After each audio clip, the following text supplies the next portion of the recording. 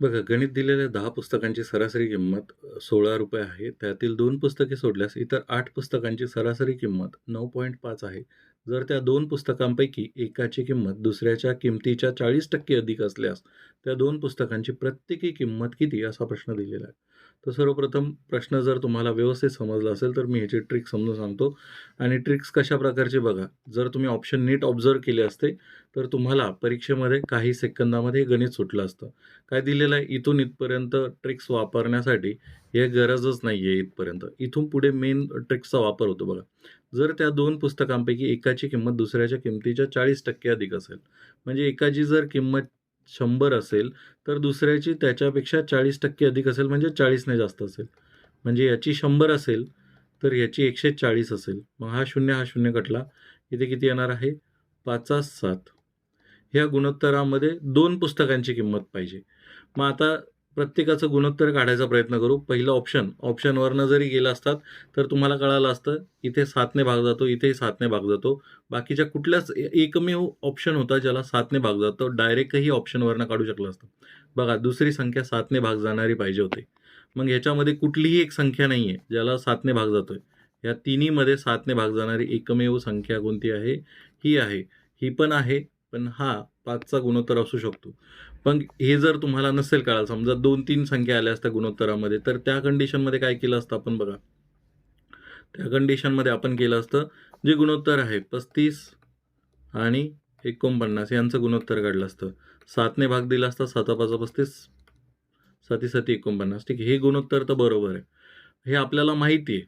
पण समजा गुणोत्तर तसं नाही काढता आलं, तर मग काय करायचं? 24 याला 8 ने भाग दिला, तर 8 45, 8 24 यांचं गुणोत्तर किती आलं? 5 3 आलं. दुसऱ्याचं काय? 25/12. याचं गुणोत्तरच निघत नाही. 25 आणि 12 हेच गुणोत्तर आहे. 30 आणि 18 याला 6 ने भाग जातो. 6 30, 6 18. म्हणजे हे 2 गुणोत्तर तर समान झाले. एकमेव गुणोत्तर आहे 5-7, जे की आपल्याला 5-7च पाहिजे संख्यांचं गुणोत्तर. म्हणून आपलं उत्तर काय येईल? हे उत्तर येईल. ठीक आहे. आता बघा, कन्सेप्ट वरती जाऊया. आता एकूण एक स्टेप बाय स्टेप गणित सोडूया. कन्सेप्ट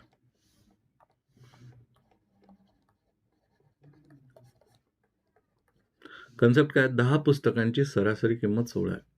मग 10 पुस्तकांची सरासरी किंमत 16 आहे. तर 10 पुस्तकांची बेरीज म्हणजेच किती? टोटल किंमत किती येणार?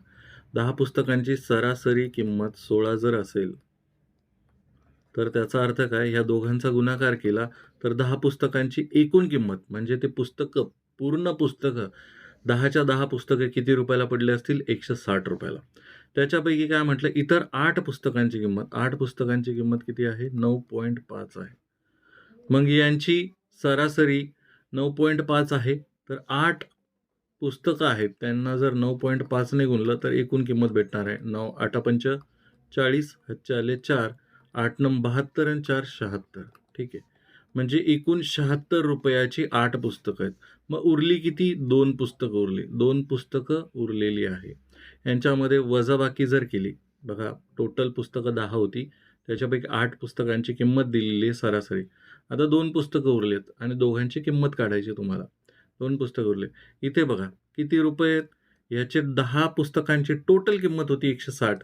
त्याच्यापैकी 8 पुस्तकांची किंमत 76 आहे. तर उरले ₹84. म्हणजे 2 पुस्तकांची किंमत एकूण 84 आहे. जर ऑप्शनमध्ये नीट बघितलं असतं ना बेरीज करून, तर यांची बेरीज 64 होते, यांची बेरीज 48 होतील, यांची बेरीज किती होणार आहे? 7 आणि 3 37. तर ठीक आहे, हे तिन्ही ऑप्शन नाही आहे. ह्या दोघांची बेरीज केली असती तर 84 आली असती. म्हणजे ऑप्शन क्रमांक 1 असाही तुम्हाला उत्तर काढता आलं असतं डायरेक्ट ह्याच्यावरनं 84 वरनं. पण ठीक आहे, अजून एक स्टेप पुढे जाऊया. परीक्षेमध्ये तुमचं डोकं नाही चालत आहे, ऑप्शनकडे बघायला वेळ नाही आहे. मग अजून एक स्टेप पुढे जायचं. काय करायचं? 2 पुस्तकांची किंमत आहे 84. त्यांचं गुणोत्तर काय आहे? एकीची किंमत किती आहे? 5-7 आहे. हे इथून काढलं आपण, की 100% होती, दुसऱ्यांची 40% अधिक होती. मग त्याचं गुणोत्तर आलं 5-7. म्हणजे एक पुस्तक आहे ₹5 तर दुसरं पुस्तक आहे ₹7. मग टोटल दोन्ही पुस्तकं मिळून ₹12 पडले असते. पण गणितात काय दिलं? हे 12 नसून हे 84 आहे. मग 12 84. तर यांना पण 7 ने गुणलं, तर इथे पण 7 ने गुणा आणि इथे पण 7 ने गुणा. किती येणार आहे? 7 5 35, 7-7 डायरेक्ट असं सुद्धा उत्तर काढू शकला असता. ठीक आहे. कसंही उत्तर काढलं असतं तर शेवटी उत्तर एकच येणार आहे. परीक्षेमध्ये कन्सेप्ट माहिती असणं गरजेचं आहे, पण कधी-कधी ऑप्शनवरनं पण गणितं सुटतात. जर तुमचे काही क्वेश्चन्स असतील तर तुम्ही ह्या टेलिग्राम ग्रुपवरती बिंदास पाठवा. हा आपला 59ची मंथली मेंबरशिप आहे. त्याच्यामध्ये एक ऑटो पेचं ऑप्शन आहे. कृपया करून तुम्हाला जर मेंबरशिप एकाच महिन्यासाठी ट्रायल आणि एररसाठी घ्यायची असेल तर इथे घेऊ शकता आणि एकाच महिन्यात तुम्ही माझा कोर्स संपवू शकता. आपलं एक WhatsApp चॅनलसुद्धा आहे. त्याला कनेक्ट होण्यासाठी तुम्ही राईट साईडचा QR कोड स्कॅन करा. धन्यवाद.